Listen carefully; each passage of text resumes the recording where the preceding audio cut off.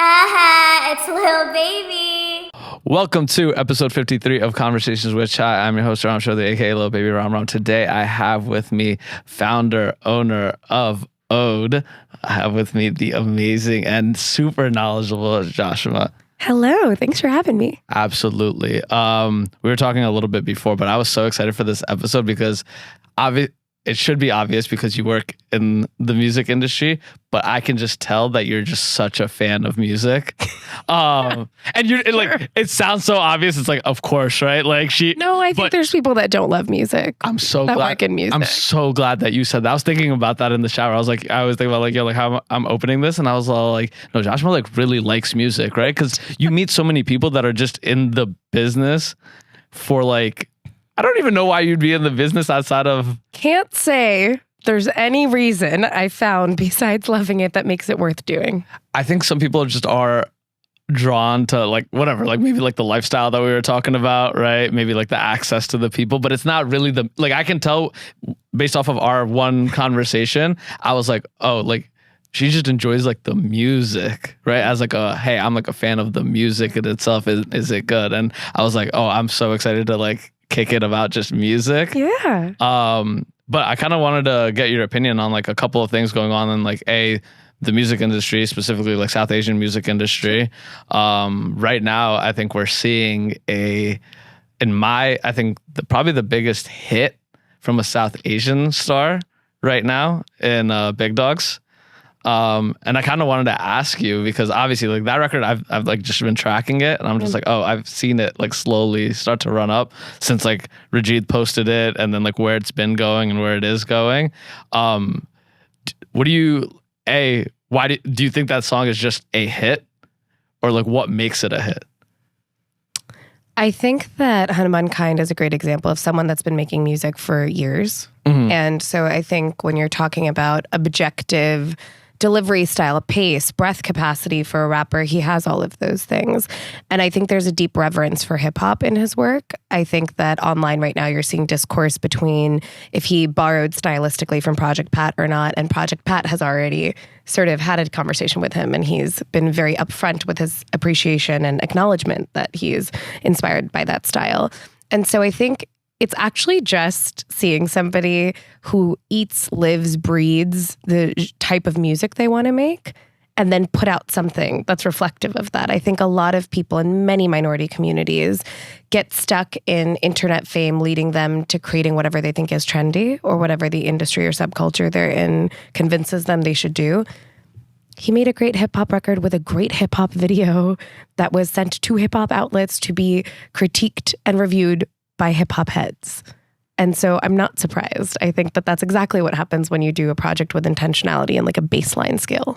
I think that I couldn't have even I knew that the analysis was going to be so on point because that actually does make so much sense, right? Because he truly made a hip hop record, right? It feels gritty, right? It sounds gritty, right? The video and how it was distributed and even I would say the coverage around it, him doing the live with Project Pat, right? It's he knows what he made. He knows his product, right? And to see it run up is incredible. Also a deep respect for the Black community and where hip hop came from and reverence for the culture he's borrowing from or inspired by. And I think that that is a huge gap in the South Asian subculture and diaspora. I think they often want to profit off of things that they don't know the origins of. Mm-hmm. And that's just the world at large in mainstream media. And that's okay to some degree.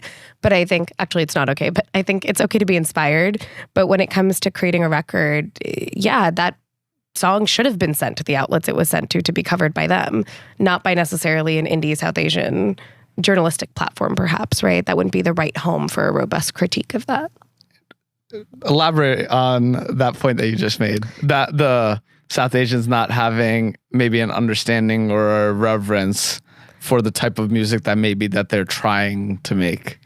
That's a generalization, not all South Asians, of course, but I think it's cool. You grow up in the world, you have the entire world at your fingertips on social media, you're exposed to so many different styles of music, but the things that translate generations and are revered are usually created slowly. So the example I give is why do wealthy people want a Rolex or an AP watch or a certain kind of car?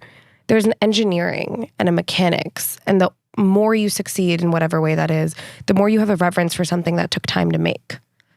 Like pulling back the Eurocentric marketing of it all and the sales and capitalism, but just like something that took time to make probably had iterations. It probably had failures. It probably had research. And I think that matters in music and media. I think when we talk about our favorite films or music, I owe the communities that I'm inspired by to learn about them a little bit. It doesn't mean that you shouldn't go do the thing. It just means that like maybe if you think Thames is super, super, super, super great, you should go learn a few things about her. You should buy a ticket to her show. Go to a real venue. Get off Instagram. I think, and that's like the part I completely feel that, because that bothers the fuck out of me, right? Anytime I see like people like start like podcasting or people start like in the media space, I'm like, if you haven't studied, especially depending on like what you're trying to cover, right? But if you haven't studied like somebody like whoever, Charlemagne, Joe Budden, like whoever you're like building your product similar to, right? And that's okay to say that you're building your product similar to something, right? Because to think that yours is like the most unique product and you're reinventing the wheel in a way that's nobody's done before is a little bit of arrogance, right? Because like when you think about, even in music, like think about something like sampling, right? It's like, it's okay, sample the music, right? But understand like where it came from and then how you build it. But I think we were talking about it before, right? There's a lot of, you saw that when Yachty was like, oh, I haven't even heard like the Black album until like a year ago. I didn't see that.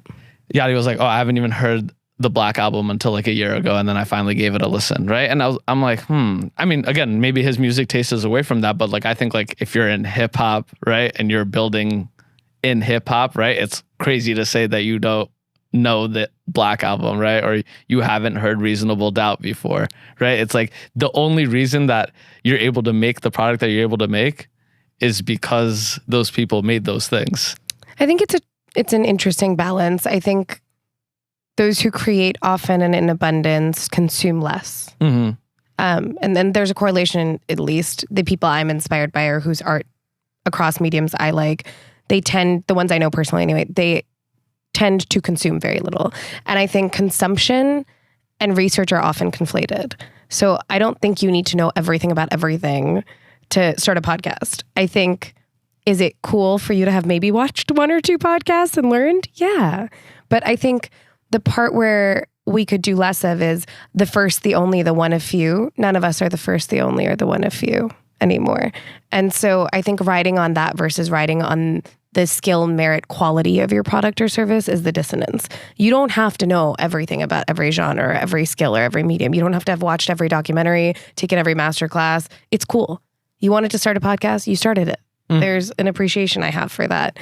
I think that you get to now iterate and be like, my podcast speaks for itself in quality or in organization or in what my producers are like, instead of being like, I'm the first, the only, the one of few, because that's not true. Mm-hmm. And if you do your research, you know that that's not true. Mm-hmm. So research should actually impact marketing and descriptors more than I think it's a sign of like, did you earn the right to do this or not? But I do think when it comes to music genres or cultural products that are quite literally created by a certain group of people, we owe them accreditation where due. Otherwise, we're engaging in erasure. And I think like Sharad said it before too, right? He's like, the reason that like brown people today are able to do like a lot of the things that we do is because like black people in America have pushed the needle forward so much so that we can even try to start creating a subculture like around it, right? And I think that gets lost, I think, in our culture too, like a lot so. Well, barrier to entries are different. I think there's a subsect of different communities that experiences a very different economic barrier to entry than others do. Mm-hmm. And that usually also means that when you don't have money, you usually have community that rides for you, right? A lot of us didn't come from privileged backgrounds. Mm-hmm. And I think that there's nothing wrong with privilege, but often that taste of what community is or what it means to be grassroots or spend time or to fail together, that's something you can't really buy. So you could have all the money in the world and drop the dopest video or introduce the greatest event or have all of the marketing and paid ads and be great. But this feeling of authenticity, you can't manufacture. That's an interesting take, because I always talk about how people throw around like the word community a lot, yeah, right? And it bothers me because like from where I'm from, like community meant something a little bit more intensely. What does it mean where you're from? There's just like for me, like community has like a code of ethics, like community has a way that we operate that's agreed upon amongst the community, right? And that to me like is lacking, I would say, in the communities that I've found in certain places that I operate in. What do those mean? What are the markers? Are you talking about where you geographically grew up and now people you're ethnically involved in? What defines community for you? To me, community is I think it's both, right? It is a geographical marker at times, right? It can be a geographical marker, but it can also be the people that I am A, breaking bread with, B, sharing a space with, right? And sharing a space means maybe like a physical space, but also sharing a community, like sharing and having overlap of people and interests. Those can be all of the things, right? But when people talk about like, yo, what is my tribe, right? That to me is very different than just, hey, this is community. And maybe it's, again, it might just be the connotation now that's just around the word community. Feels like a buzzword. Yeah, that turns me off from it, because I'm like, hey, when I talk about community, that means that we all agree on a certain set of principles and morals that we're going to conduct with each other. Yeah. Right? Absolutely. And I'm not sure. And another big part of community from where I'm from is the upholding of that through whether it be a community leader, right? Or a tribe of community leaders, right? To say like, hey, this is our bar, right? This is our bar for like what morals and ethics are, right? And holding us there. Because if you're not meeting it, then you are no longer a part of this community, right? And I think that's something that I've had conversations with like people that are a little bit more further along in their career that are within our community. Yeah. And I always say like, I would love if y'all, and I get it, like y'all are building your own things, but I would love a more vocal community that upholds a certain bar. Right. And when people do, I love it and I appreciate it, because I'm like, anytime somebody hits me, like whether it's like a Kahati or a Sharad and be like, yo, you shouldn't do it like that. I'm like, thank you. Yeah. Because I like want, if I'm out of line inside this community or inside this operation, let me know, because nobody is bigger than the program. Right. Okay. But I would hope that y'all are upholding what that means. Community for me looks like a place where constructive critique, accountability, and compassion are non-negotiables at all times. It's not racial. It's not gender-based. It's not... Sometimes I wear those things, right? Mm-hmm. I'm a Punjabi woman. I'm a New Yorker. I've lived in different places. I speak different languages. Of course, those things inadvertently make me a part of those communities. But for me personally, community is where I'm being constructively critiqued, where conflict is resolved, where there's compassion and there's accountability for the ethics you're talking about, right? So a lot of my mentors, South Asian and not, have called me on things I am wrong about and critique me. And the only time someone's critiquing you is if they care or they think what you're doing is cool. And I think the call to you is the important part, right? Yeah. Because I think the conflict resolution, the critique, right, is important. Because how do you build real relationships with people? You go through conflict with them. Like I think about like all my friends, personal relationships. I'm like, we have to beef and then we have to fix it. And you know what? That's like a good thing, because that means that we added that to our foundation. What I think gets lost in like the South Asian community, South Asian creative space, that is that conflict resolution. Like I know because people tell me personally, oh, I don't fuck with this person because they did this. I don't fuck with this person because they do this. And I'm like, yo, y'all in the same community. You can't pick up the phone. I know you have each other's numbers. I joke that if we were all at HR at a company, it would be like a 20-minute meeting. Wait, explain. Like if we all just had a round table and we were like, didn't love when you did that. Didn't love when you did that. Hey, I didn't mean it that way. Or hey, thanks for calling me out. I was in a not great place. I didn't know better. And I think when you're talking about a community that right now, at a glance, this is an observation, is 18 to 45. Some people are married with kids with 4 forms of income, and some people are working 3 jobs in college. And they are all a part of this ecosystem called the South Asian creative space or whatever. Mm-hmm. That is a lot of different things. I'm very different than I was at 18, than I was at 22, than I was at 25, right? And I'm different now. And so I think we have a lot of moral superiority issues in our community. We feel really entitled to hating on each other, to having FOMO about things we shouldn't. I think we've all done different parts of that. But I'm hoping that the scale in number of people involved and types of art to consume and just scale in general will result in us having better communication skills and preferences. One of the things I think colonization does really well is takes away the ability to say, I get to like something that you don't like. And I get to go to a show because someone's South Asian. I also get to say, I'm not going to go to that show just because they're South Asian, right? The idea of having preference and nuance is radical. And if we could just center that and conflict resolution, I think we'd get really far. I think arbitrary things hold people back and they carry so much hate for one another in their hearts. Instead of being like, yo, didn't like that song, not my bag. That's cool. You're allowed to not like the song. That doesn't mean you just talk shit about the artist. So my concern there, right, is that if anybody's South Asian, even if I'm not a personal fan of the song, the album, whatever, you'll never hear me say that, right? Because I don't think that we are in a place where we have enough diversity in product, right? Where I'm just happy that there's somebody who's doing it at some scale and hopefully getting some money out of this, right? So I have to just loudly be like, yo, I hope you continue to get money out of this. Well, I think that's different. I think you're, correct me if I'm wrong, saying you don't want to say anything negative. And I think I'm aligned with that. We don't have to, like, if you don't like it, don't say anything. Not even say something negative, but I also do want to support it because it is, even if it's like not my bag, right? Because we're still trying to make it in a space or make a space, right? I feel the urge, and I guess like I think it's necessary for us to just uphold whoever's thing, right? Like, for example, like AP's album came out, right? And I'm going to, no matter how I feel up and down about that track list, right? I'm going to say like, yo, 10 out of 10 album, right? Interesting. Because he's one of the few, again, not that he's like a beyond reproach musically or whatever, right? But he's one of the few that's doing it, right? Where it's like, if I'm one of the parts of his demographic and I'm saying like, yo, it's bad, how can I expect other people outside of... Do we have to say, yo, it's bad? Or do we just have to be like, it's cool that he dropped? It's cool that he dropped, but if I'm not championing it, if you're not championing it, right? How can we expect others outside of our culture to then look at it and be like, yo, this is some fly shit? Because we disagree that there's not enough product. Maybe not enough diversity in product. I can name easily 300 independent South Asian artists in the West. I have people to support that I align with, right? And I don't think it's either or.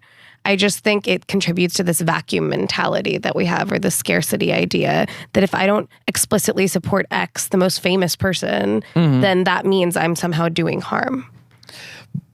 Because I get what you're saying, but when I think about like, if he's our best shot at a Coachella, right? If he's our best shot at opening that door, not from a scarcity mindset, right? But pushing it so then, you know, everybody else coming up. What makes him in this example the best shot at Coachella?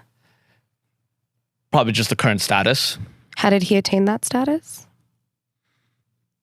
Through a lifelong of grinding, probably. Well, no, audienceship, right? So the sheer thing I'm trying to get to here is, if you like X, it is because an abundance of people liked his music and chose to stream it. Our energy has value.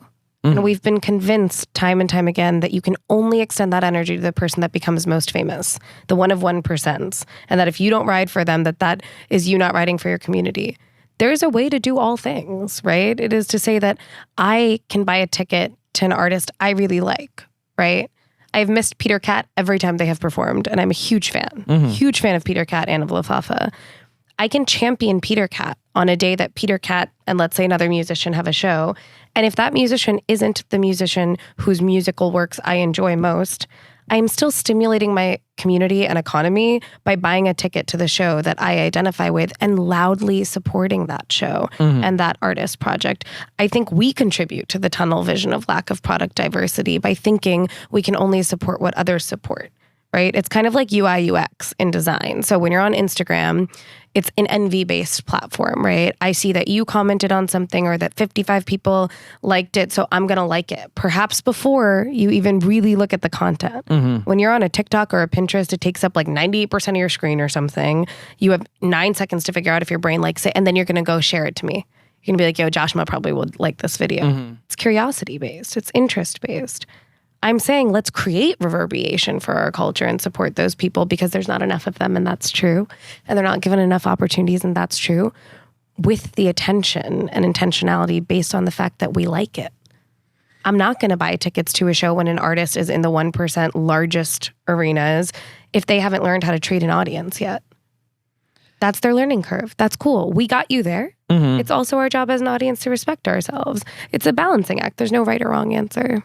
Yeah, it always like it's like tough for me to like, I guess, like grasp that, because my view, I guess, like the vision of it is that if he's our best shot because of current audienceship, right?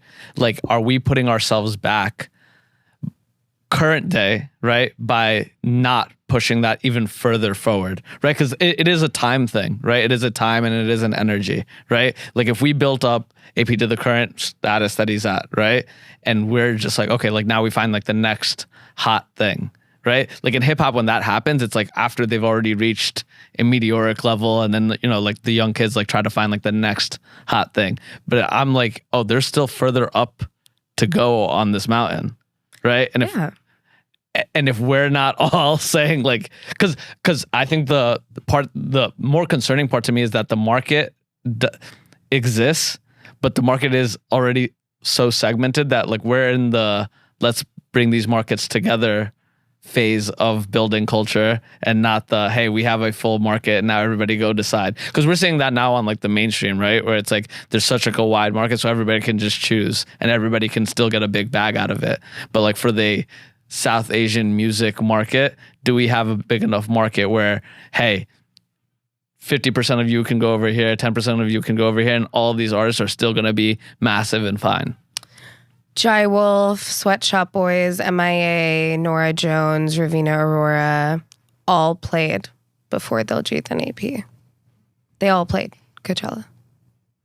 So were they not representation? Did they not garner audiences that push them and push them and push them? Did they not plant seeds? I think that those are people in completely sonically different lanes, and that a consumer can consume the one that they like at the same time as wanting them all to exist. I don't think that those things are at odds with each other. The names that you mentioned though, right? Like I would, like, I guess like when we say like play Coachella, and then it's like, maybe it's selfish too. Like I just want to see one of us like headline.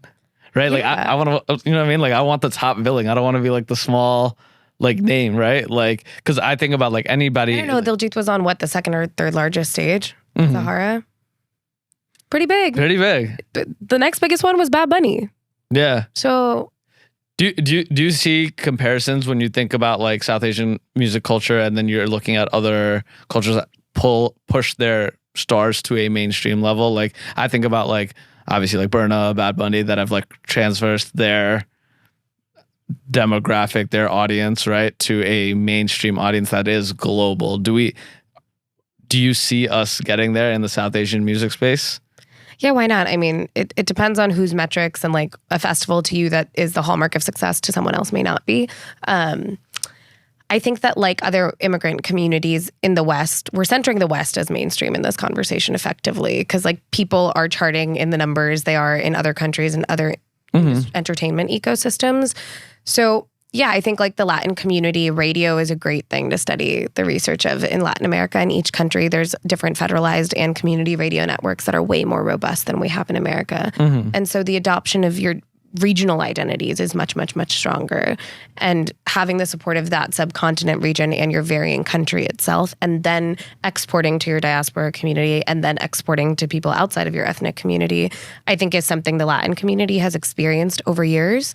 I think it's also, Shara and I talk about this a lot, but getting our people in boardrooms on the business side of music and in deals and things like that. I think a lot of legitimizing the work we do and making sure we're archived and documented is kind of what prevents some of the growth in modern times, in my opinion. I don't think there's anything else stopping us. The quality of the art is there, but longevity isn't. We're so quick to chase virality and momentary fame and private sub-ecosystems for survival that we don't pay attention to, like, what is it to build long-term ecosystems in entertainment. And I'm so glad that you went there, because that is one of the major discussions I want to have with you as somebody who manages artists, right? Because I think, like you said, like, I think it's cool for us to shoot at these like major billings, right? But there's so many artists up and down that like line up that I want to make sure that, hey, like, they're not these like starving artists, right? And I know a big thing for you is the sustainability of having a real career, right? Yeah. So in 2024, right, if I'm not a Diljit or if I'm not an AP, right, am I able to create a sustainable career in the current landscape? Yeah, if you're hungry, I think you can do anything you want to do. But hunger has to come with curiosity and willingness to learn, right? Systems change all the time. I think something I personally experience when working within our subculture is there's a lot of absolutism mentality, or whatever 3 people told you is the truth. Truth changes. Companies change. Publishing changes. Distribution changes. In music, there's a number of ways to make money, right? The synchronization in film and television and commercials where your song gets used in a movie or a show.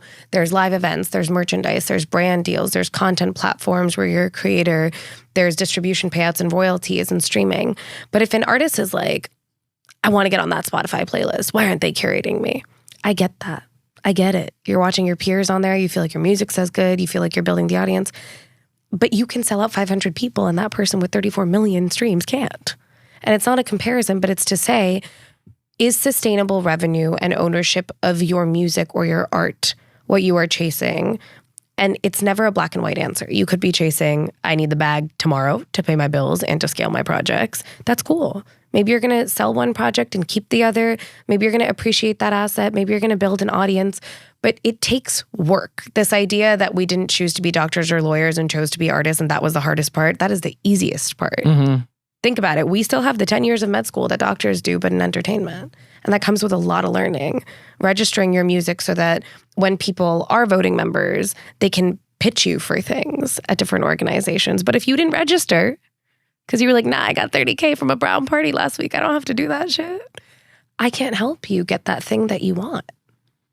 So what are those things like from like an artist perspective? Because I do think that there is a like, because of what you and Charlotte are saying in terms of like, there's a lack of us in boardrooms. Yeah. There's also a lack of, I would say, I don't want to say lack of information, but I don't think the information is cascaded across, where a lot of these artists are just, you know, kids making music in their rooms or with their friends, right? And then they are trying to figure out, hey, how do I get money out of this, right? Because you see it in not even outside of our culture, right? Like you see just musicians, the old thing was like, hey, I'm going to keep making music until one day a record label comes over and is like, yo, like, let me sign you and let me 10X this thing, right? And I think that we still are adopting / trying to hold down to some of that same mentality, right? Because we don't know any better, right?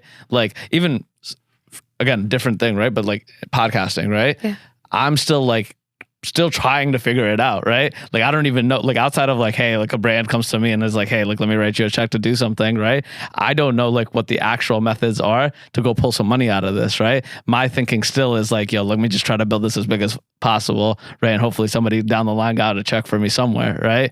But because sustainability really isn't the name of this game, right? It's just, yo, let's just keep running this as much as we can, right? Google is free. Google is free, and so is lived experience. 90% of what I learned wasn't something a degree, if I had studied music, or an internship could have taught me, right? I like literally cleaned floors, cleaned bathrooms, did guest lists, learned how to mix, master, produce, track vocals, edit, all for free for years, and I shadowed people I respected. Years ago, Sharad and I co-produced a panel, and that was me cold emailing brown executives from every record label because I looked up who worked at the record label. There's probably really embarrassing emails of me with grammatical errors being like, hey, I think you're great. You worked on A&R for the last XYZ artist release, and I think that our community would love to learn who an A&R is. There were 40 artists in that room, and not a single one hit that A&R to ask what that position was, or if they could get A&R'd. So yes, but also no. I think that we do have access. I think in a country like India or Pakistan where rights collections organizations and the music industry functioned on a film-only original composition basis for so long, they have a legitimate structural learning curve of like, hey, independent music didn't exist as a way to release until the last decade, right? So that's a little bit different, but I think in the West, if you figured out how to put the video on Instagram, you can figure out how to register yourself. But I think it's not I can Google like how do I register myself, but it's like, can I Google? I think a lot of us, like when we're working on things, we're just like, oh, like that's reserved for like a different set of people, right? Or a different caliber of artist or a different. There's this arbitrary barrier we put in our heads for sure. And of course, like, yes, you can Google things, but it's easier to ask someone. But I'm just saying in my experience, the people that have asked, including myself, have gotten answers. And then the people that don't ask or don't look it up don't. And that's a hard truth, right? Like if you're not willing to go learn for free or try things or buy a ticket to a show or ask a question, then should you know? I don't know. If you're not curious enough to know. I think a lot. And like when I talk to the on the artist side, when I bring some of these things up, they're like, yo, like we're already trying to do a billion different things. Like, do we even have the bandwidth to then manage like ourselves? Right. Like, cause they look at it. It's really hard. It's really hard. And that's why not everyone does it. Right. I'm not saying that it's easy. It's not. You think music is a meritocracy? No. Okay. I don't think it's a meritocracy at all, actually. Okay. It's not a meritocracy. Because you are saying that it is like a reflection of like the work that you're putting in. The way that maybe you've never recorded before and you drop a voice note and you're with your boys and you're like, that's kind of fire. Should we drop it? Mm-hmm. You learned how to make that DistroKid account to drop the music. You learned to be like, oh shit, how does music go from my cell phone and my voice memos to public streaming? Something happened. Yeah. I'm saying whatever it is hard. There are days where I'm like, man, I wish I had 6 assistants. But you will earn and get to the place you want to get to if you stay curious. And I think that's true for any career. And I don't think it's easy, and I don't think it's a meritocracy. Mm-hmm. But I just think this, like, the music industry, all industries, medicine, music, tech, intentionally confusing, intentionally oppressive. These are banks and finance companies. Think about it, right? We're a data set. If you're a Punjabi vocalist and you know you built your whole audience on socials by yourself, you can go to any major record label in the West. Unless they have employees who, for example, in the international marketing department, who have developed emerging markets from foreign artists that they A&R'd themselves before that artist was famous and sings in a foreign language and brought them to market and scaled them to mainstream. What about that team, besides money, is telling you that they have the skills to support you? You have the skills to support you because you have the audience. Music is an asset, right? People used to sell physical records. That's why they're called record labels. And so a record label wants assets it can appreciate, right? Versus a depreciating asset. Mm-hmm. We live in one of the most incredible times where if independent artists slow down just a little and focused on building their true fan bases and taking the audiences that they made with their blood, sweat, and tears and content and music and capturing that data and building real relationships with them, that's who's going to appreciate your assets. A bank is someone you owe money to, and there's a place for that. There's a facilitation that comes with that. There's administrative support that comes with that. But to expect systems that were not built for us, built by us, and do not include us, to know how to service us better than we know how to service ourselves, it's a little bit of, we have to commit to a certain amount of, maybe there isn't one way. I used to think, Shahindra Neshwari actually taught me this when I was very young, but he was like, you think you're going to get this job or work at this company, and then suddenly the industry is going to make sense to you. Mm-hmm. And you're going to figure out there's all these technologies that you didn't know about. And sometimes that's true, but sometimes it's not, right? There's not always this, you're like, wow, that company that works with this huge artist geriatrically still uses a manual accounting process. But it's not what we think it is. I don't think there's any one way to be a musician. I do think, absolutely agree. I think that I'm always surprised though with because I see it. Like I see the difference between, I used to think like young arrogance, right? I used to think like, oh, I knew a lot because I just like read a lot about every release that came out. Like I thought I knew a lot, right? And then you talk to somebody like a Sharad, right? And you realize like, oh, like this is like somebody who just because of just years and time in the game just has such like a deep understanding of, I'm like, he was explaining to me, like we were talking about like the AP album, right? And he was just telling me like the background of like, yo, like why did it come to this? Like why did this feature land on this tape, right? And like what was the connection there? And I was like, oh, like that comes from, again, but I'm like, oh, somebody like Sharad has been behind in those meetings, right? And that's where the information comes. And I think like for the tough part for whether it's me who just has like an interest in the industry, whether it's an artist trying to make it in the industry, it's once I get behind those doors, then I will have that understanding. You will have a new set of problems and things that challenge the thing you thought was real or not real. It's all arbitrary. I think you just keep going. You have to be able to be like, 6 months ago, did I know less? Did I do less? Do I make more quality music or visuals, or am I more consistent? Did I learn something new? And it is demanding, like chasing anything worth chasing is. I think the time again, like back to like the sustainability piece, right? It's like I always say, like if I have unlimited time, like if I can stay in the ring forever, right? Like I will figure it out, right? But it's the ability to stay in the ring when those like, again, like those competing things come in, right? Like when life comes in, when finances come in, right? It's like, can I stay in the ring here and just figure it out, right? Can I keep getting swung on and keep figuring it out? I think if your music's great and your visual's great, if one person saw it that day, it was worth it. Or if one person heard it that day, it was worth it. And I think sometimes we become so driven by metrics and what other people envy-based are consuming and listening to, and that has a place. But it has a place so much later than people think it does. I think they prioritize being better than someone else instead of being better than themselves.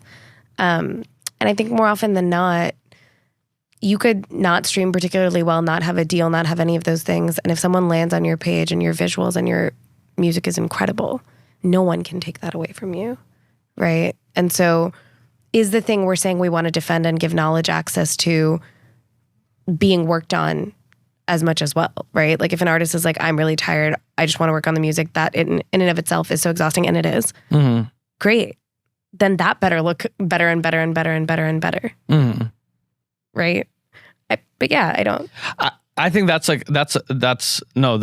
think that's a really good piece of advice for artists, creatives, anything, right? It's like, because sometimes I have to, there's, again, startup, right? So many hats, right? I'm the host, but I'm also the business manager. Now I'm also a video editor, right? Now I can say, hey, I'm not going to be the best video editor, right? I might have to go get somebody to go do that, right? But that better mean whatever time I just saved by going to pay somebody a bag to go edit this video, I better be a marginally better host next week with that time that I saved. Well, I think we feel entitled to efficiencies, and I think that for me will always stem back to like structural issues. I'm a big fan of anthropology and policy. And you look at Canada, and Canada has a really robust arts grant funding system. We represent a lot of talent there, and we work out of there. At 18 years old, you could have had public funding access to the Weekend's recording studio, right? And exposure to certain people, assuming you know to ask those programs and apply to them and things like that. What they don't often teach is sales and innovation. So you'll have these artists and producers that are incredible at their craft, but they've never had to pitch it to someone because they've had the funding support for it. So when they come to the States and the only thing they have to do is sell this incredible product, or one of the things they have to do is sell this incredible product, they either do really, really well or it doesn't work for them often.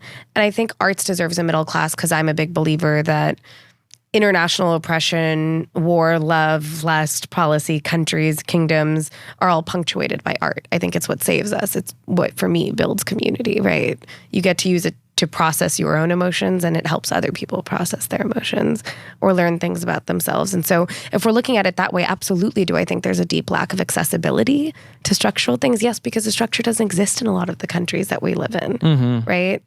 We operate very differently than Canada and the UK do. We don't have federalized radio in the same way that Canada and the UK does. And so what is the dissemination process of information of music in this case? how does it reach listeners if it's not being played on The Breakfast Club? I grew up listening to Angela Yee, right? Like, what is that like for someone? How is it reaching all of us? And now it's social media, right? And even that, the algorithm, every day we're training it, and it's narrowing our lens as much as it is feeding us things we've never seen before. So I think that, yeah, on a structural level, do I think there should be more accessibility for artists and louder voices? Absolutely. But I think back to our point about what is community, I think it feels challenging for a lot of people to want to take on being vocal and creating resources because there's an entitlement piece there, not a constructive conflict resolution piece. But I think that's why, like, somebody like you, somebody like Sharada is just so important, because I think that there's so many, because I get there's so many artists that are like, hey, I'm just focused on like the art, right? But those structures have to be built by someone, right? And I think there's people building them. I think we all are. And I think there's people that often the loudest voice in the room isn't always the one to listen to, is what I'll say here. I think there's a lot of people that are public facing that are huge artists, and they're incredible.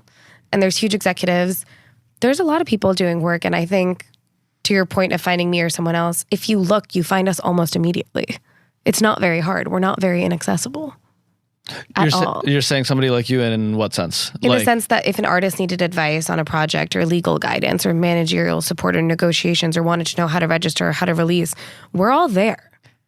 It really just might be that they're not looking. Because I agree. Like, right? we're not. I'm not an artist, and I knew who you were since like RIP, right? And I'm like talking to other like, artists that I'm friends with, and I'm like, how have y'all just not tapped in? And listen, if my goal or someone else's goal was to generate income or visibility for myself as a music executive, I absolutely should be more consistent and discoverable, right? In the content arena. But I'm working on work with artists I'm content with and providing services I'm proud of and iterating and learning all the time. And I'm just saying that I know a lot of people, including myself, that would be happy to answer a question or provide a resource if people were asking things that make sense to ask. Not, can you put me on that festival? Did you look up who runs the festival? It's not me. I think that's where I think that's where like the community challenge is, right? Is where I think there's a belief that I'm competing against you, right? So there's no way in hell that you would help out. What are we competing about? Again, the scarcity mindset, right? Like we're competing, and if you're believing it, right, that like we're competing for a already scarce audience, and we're competing for that already scarce audience. So I think that if I ask you, why would you actually give me true, genuine advice and help if you're also trying to capture that same exact market? Because it's not a limited market. We have to let go of that mentality. It doesn't work. It really doesn't work. There's so many people that have helped me in my career that had nothing to gain. And it took me a lot of unlearning from conditioning from a lot of people from our ethnic backgrounds to believe them. To be like, oh, you are really just being kind because you think that I came correct and I learned and I asked a good question. And that is reason enough. It really is. It doesn't serve me to go have meetings with record labels around the world every other week and not see a single brown person on their payroll. Yeah. And then I'm trying to help them capitalize on our community. You won't put a salary in someone's pocket from our community. What about that? Right? What about that? And again, right? Like we only win when there's more of us. So how do we get that part too? Because that's also important, right? Like operatives, right? That can, again, be sustainable as operatives, right? Because we see the impact that, like, we're visibly seeing the impact of having those operatives in those rooms and what that does, right? Like somebody like Ashab Zafi, right? Like just being able to be in that room over a consistent amount of time, right? The amount of work that he was able to put in and groundwork to like lay to go then, when the opportunity came to have a relationship with Universal, right? To start the label, right? But how do we get to that point where because usually like somebody or somebody can help get your foot in the door, right? But if we don't have that now, right, how do we make sure that we have more of those without, again, ditching that scarcity? Like, this is the one brown person at Universal, or this is the one brown person at Republic, right? Like this is the one spot. Like if I get one of y'all in, I'm out of here. Because it's not real. And I think it's not real if we value our attention. The same thing is the solution as is the problem in my head. If we are more discerning with where we spend our money, what we're willing to endorse, that thing's value changes, right? We all listen to AP, his value increases. To your point, if we stop listening, what happens, right? And so the same way, don't endorse, it sounds hard, but don't endorse things you don't stand by, right? Like, I'll give you a great example. Shindra and I met once, and this sticks out to me because I was young and I was unbelievable. This man worked on Life and Times with Jay-Z. And he was like, you should go look up my friend Kathy Iandoli. And he said that to me because I was a journalist at the time. Mm-hmm. Not a single brown person had ever told me anything about other music journalists or hip hop or anyone else. And I was a huge fan of Kathy. Mm-hmm. And I will go to every book signing, buy everything she ever writes, because I was a hip hop journalist at the time, right? And Shindra could have recommended whatever other brown person he knew, but that wasn't specific to what Jashima was asking him about or who I was at the time. Mm-hmm. And I think we're so eager to make culture the common point. Our cultures are so different. Our upbringings are so different. Mm-hmm. There's so much more commonality in our humanness. To be like, yo, what'd you listen to this week? What venue did you go to? We just got a large deal with a private distribution company for a few of our artists. And the way I got that deal is attending a music conference my friends at the Digilog host. And I went to that conference and I cold pitched the head of label relationships at this private distribution company. I didn't call the brown person at that distribution company. I think because they work in a department that wouldn't have been able to do that. Could they have put in a good word for me? Absolutely. Did they after? I don't know. If you did, thank you. But I think it's like, you got to get out there. I think that's where there's a mindset block there in South Asians, right? Like I always say like when I started this, right? Like people tried to, I think it's not a surprise, so I feel comfortable saying it. People tried to pit like me against Trisha, me against Pop, right? Because they're like, oh, like this is just like another like South Asian, like whatever media. And I'm just like, I don't think that any of us, right? Trisha and Raghu included, right? Care about just dominating a South Asian space, right? Or like are only going to build this with only South Asian folks, right? Like if you're any of us, right? Like we need relationships with somebody who might not be brown at whatever company.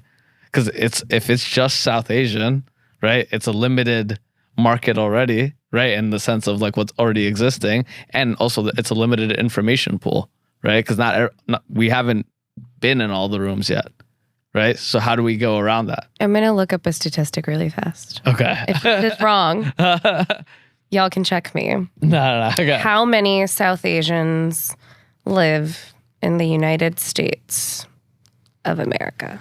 Let's assume the census is flawed. Nearly 5.4 million South Asians live in the United States per, let's see, the SAALT, South Asian Americans Leading Together.org. Mm-hmm. Why do we think 6 platforms of any kind, much less with a specific service model, should service 5.4 million people? I don't feel entitled to representing every artist that's of South Asian or Middle Eastern or North African or West Indian origin under the sun. I'm not the right manager for all of them. Mm-hmm. I will not be the right marketing agency for all of them. I will not be the right brand strategist for every restaurant. I will not be the right business development or go-to-market executive for every tech company. Why do we feel entitled to being the only ones servicing our people?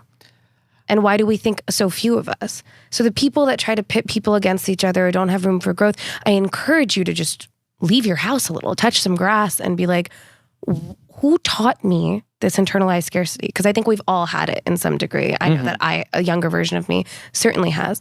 The competition and the pitting outlets and platforms and people against each other, it's only real if we make it real. And I often think the underbelly of those things is I didn't like the way that person treated me, or I didn't like that piece of content that went out. Therefore, I'm going to critique and talk shit about the entire structure instead of being like, what do I have control over? Rescinding my energy for something I didn't enjoy. And if it's interpersonal, to what you were talking about, yeah, go talk to the person kindly and work out the conflict. Conflicts will happen. We're all learning. We're all going to make mistakes. I've made mistakes, right? But if it's just a matter of taste, there's so many times where I think younger me, younger other people have commiserated about someone or a platform solely based on, we just didn't like that thing. Why are we trying to make it deeper than it is? Why does not liking that thing have to equate to challenging that person's ideology? We don't like it. Let's remove our attention. Let's not buy a ticket to that. Let's not clout chase at that event. Hold yourself accountable. I think so. One of the, I guess, reasons I've heard for that scarcity mindset, right, is that when you withdraw, right, let's just say I'm me in the space, right, and let's say I throw events, right, when I see that decline of people withdrawing, I assume it's because now they have this other option. So the thing in my brain is that if they don't have that other option, then they have to come back to me, because it's easier to complain about that there's another option rather than do I need to make my product better so more people will come to it. I agree, right? It's just because it's the easier option. But it's hard. I've been there. I'm like, oh man, that creative agency's event is getting so much attention. I just fought really hard.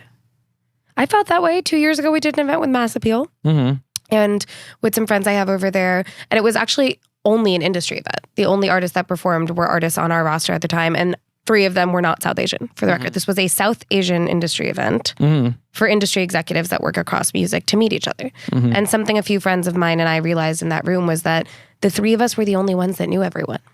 All 60 people that attended that night. And that's really sad. And that's sometimes a product of people are in their own lanes doing their own things. It's also a product of lack of accessibility and finding each other, right? But instead of figuring out why it doesn't happen more, I was just like, if we have the ability, let's do it. If you do a deal by you 2 meeting and I'm not a part of that deal, that's cool. That's why I did it. I want it to feel less scary and less hard. And if my name being Jashima and my skin being brown and me being Punjabi and me being able to speak to you in other languages makes you less scared to send the email, then please send the email. That is what I want. That's what it means to me to be in those rooms, to lower the barrier of entry, but not to lower the expectation of product and service quality. And to have empathy and compassion to say, what do I have in my arsenal to give to you to help you upskill, to help myself upskill? So many people have helped me upskill because they recognize there's a structural oppressive gap.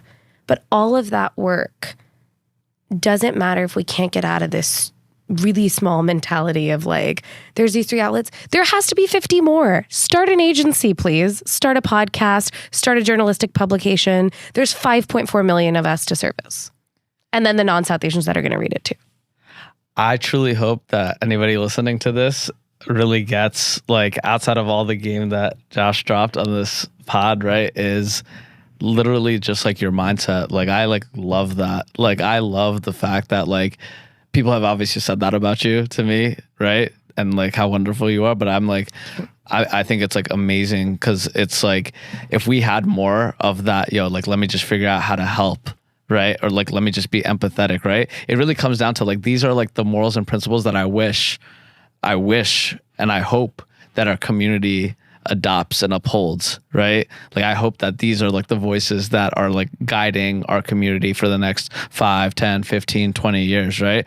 Because for us, selfishly, for us to get to the heights that I believe that we can take this culture, I think it needs to be, it first needs to start with the mindset our culture holds, right? The reason that the successes that hip hop has reached, right, is a lot in part of a certain code of ethics and principles being operated upon.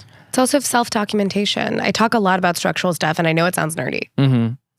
But why can you place DJ Kool Herc in a building in a year? Because someone saved a flyer, and someone put up a flyer, and someone archived that. Why could Joseph Patel and Questlove make Summer of Soul on archive footage? Because someone filmed it, and Questlove went out of his way for years to find it, right? If we don't commit to documentation through media, we're doing our community a huge disservice. And the only way to get out of what if this platform does that or that person does that or I am the first, the only, the one of a kind, is if it's documented enough that you know that you're not, right? And if you know that you're not, you start to get to work on the individual stuff. The greatest gift my mentor, South Asian or otherwise, ever gave me is to be Have you done everything in your power with your knowledge to change your circumstance? Yes or no? And is that fair? No. And is it easy? No. But it is true. I have an immense amount of respect for Dan Renzi, who runs a newsletter called Trapital. He has, for his community and many and me, put people onto so much game. Ladi is a blogger and a music executive and a curator who curates this newsletter, right? And she'll plug in with other companies to be like, hey, if you want this job, these are the 3 new jobs in music available. If you provide this kind of service, amazing. We all found each other like this, and I'm not even as active as I should be. So I promise if you're looking, you will find exactly what you're looking for, or something you didn't know you were looking for. But how many times have I not started the newsletter because I'm like, oh, what if these 200 brown people don't like it? So we need this newsletter. Why haven't I started the podcast? Ode started as a podcast. My ex-co-founder and I started it as a podcast called In Ode To, where I would sit down and talk to people about what they dedicate different parts of themselves to, right? I'm afraid too, is all I'm saying. I get scared too. I look at competition too. It's just, it has to be less often than not. More often than not has to be us being like, isn't it cool that another piece of media that reduces the barrier to entry to community exists? And you got to live in that space. And if you're in environments that make it hard for you to live in that space, you can't get well where you got sick. Leave. Josh, I appreciate you doing this. Yeah. Appreciate you coming on. Appreciate for you being you. I'm excited. We got to run this back in like a year or 2 years, right? Like I just want to consistently check in with you to see like, hey, like where are we going, right? Where we're going. Because on that documentation piece, right? Look, Sharad told me this like early, right? He said the documentation of culture is important, right? And that's why it was important. And that's why it is important for me to talk to somebody like you who is doing it, is going to continue to do it, right? Because I want these conversations documented forever, right? Like I want us to be able to look back in like 2 to 3 years and be like, yo, like remember that thing that we were talking about? Like, yo, we're finally getting it, right? We're finally doing it. So it appreciate exists. you. It exists. Young the Giant, I think, like listen to Samir and his band's lyrics. They're a lot like Rage Against the Machine, actually. They're constantly commenting on like, sociopolitics, economics, culture, things that are happening in the world. I think like, you know, documentation isn't always an article or a podcast. It's who you hire. It's who you put in the room. It's when Priya Minhas creative directs Garnajla's Juno's performance. It's when Tanima is doing something with an artist. It's that, right? And I think we have an abundance of that. Open Instagram. You could probably name 15 models, editors, voiceover actors, stylists, and just choosing each other intentionally instead of in a way that's like, oh, that person's popping, I should try to get in with over them. there. Do they make sense for your song or your article or your project? Yeah. Appreciate you, Josh. Yeah. Thanks for having me. Absolutely. Thank y'all for listening. Peace.